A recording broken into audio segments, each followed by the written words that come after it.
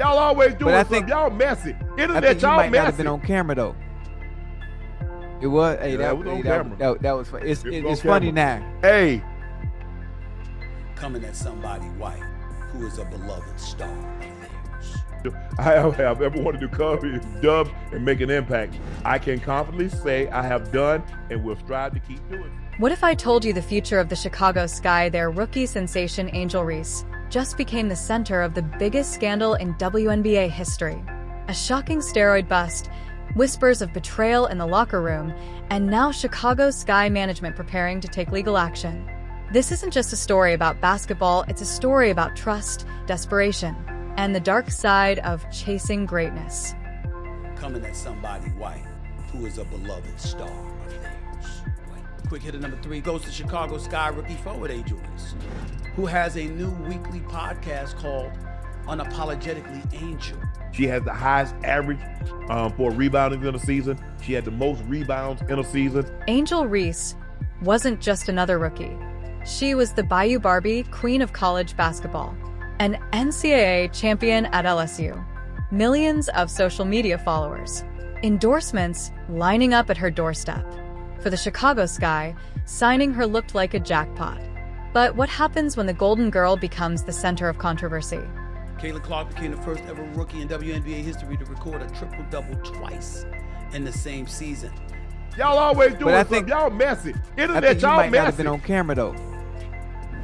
It was. Hey, Yeah, it was on that camera. that was. It's It was it's on funny camera. now. Hey, breaking news. Angel Reese is out for the year with a Ouch. season-ending injury. She announced on her social media. At first, everything looked perfect, but soon the cracks appeared. Inconsistent performances, strange late-night workouts, teammates whispering in the locker room, and fans online asking the same question, what was wrong with Angel Reese? Then the bomb dropped. Reports revealed Angel Reese tested positive for banned substances EPO and anabolic steroids. The news shook the WNBA to its core. The player once seen as the next face of the league was now facing suspension, public humiliation, and possible legal action. Inside the Chicago Sky, things were even worse. Tension filled the locker room. Players side-eyeing their supposed star. Whispers that management knew something but stayed silent. And the pressure only mounted as losses piled up, turning the Sky's season into a disaster. But here's where it gets explosive. According to insiders, Chicago Sky management is exploring legal action against Angel Reese. Why? Because a doping scandal doesn't just hurt her reputation, it damages the franchise. Lost ticket sales, damaged brand deals, a season in ruins. And now, the team may want Reese to pay the price. But this scandal isn't just about Angel Reese. It's about the WNBA itself. Can the league handle a doping crisis? How do you protect the game's integrity when one of its brightest stars falls from grace? And how will this affect the rivalry that's defined this rookie class, Angel Reese versus Caitlin Clark? For Angel Reese, the future is uncertain.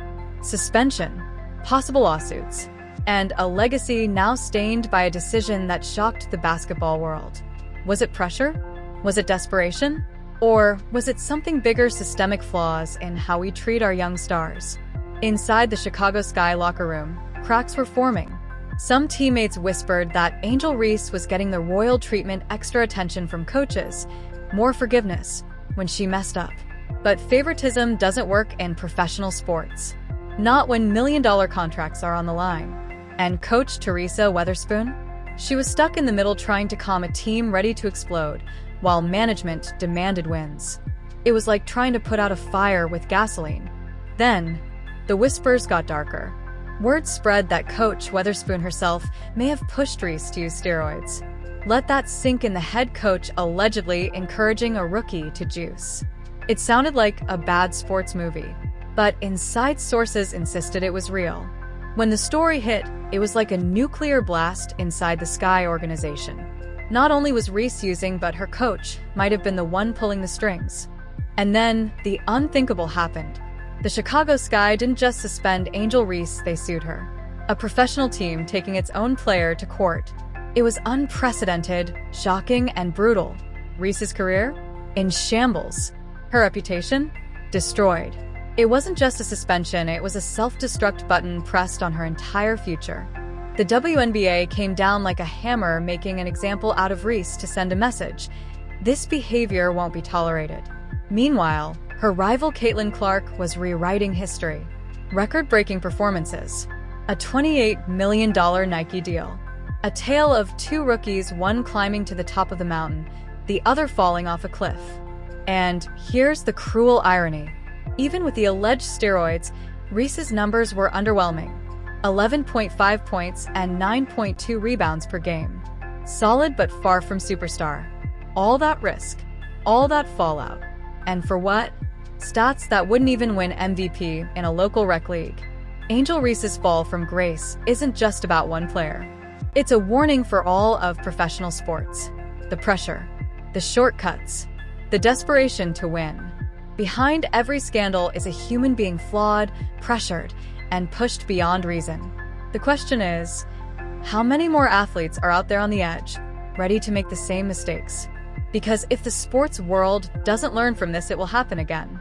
The scandal surrounding Angel Reese and the Chicago Sky has rocked the WNBA in ways few could have predicted, not just because of the immediate impact on her career, but also because of what it exposes about the hidden pressures, politics, and power struggles that shape professional sports behind the polished highlights and carefully curated public images. Because Reese was not just any player coming into the league, she was marketed as a cultural icon, the self-proclaimed Bayou Barbie, the player whose fiery competitiveness and unapologetic confidence made her a lightning rod of attention during her collegiate career, and by the time she was drafted into the WNBA, the expectation was that she would carry that same energy into the pros and translate her charisma into both on-court success and off-court marketability. Yet what few outsiders realized was that those expectations were almost impossibly high for a rookie entering one of the most competitive basketball environments in the world, where every mistake is magnified, every weakness is exploited,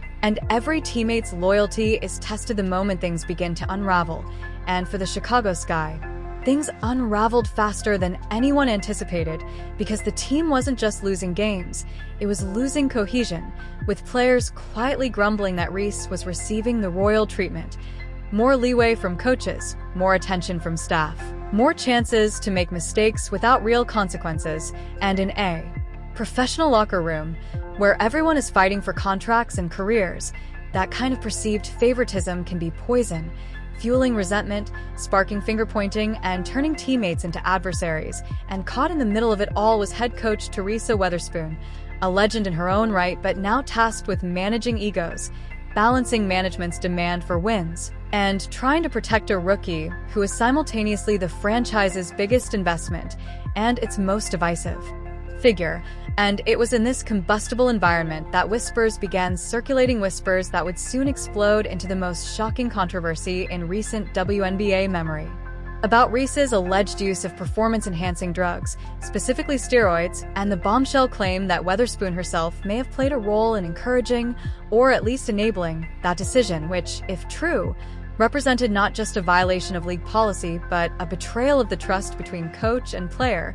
And when those whispers became public, when the story broke that Reese had tested positive, the fallout was nuclear, sending shockwaves not just through the Sky organization, but through the entire league, because it wasn't just a case of an athlete cheating, it was the suggestion of systemic failure, of a culture willing to bend or even break the rules in the pursuit of success.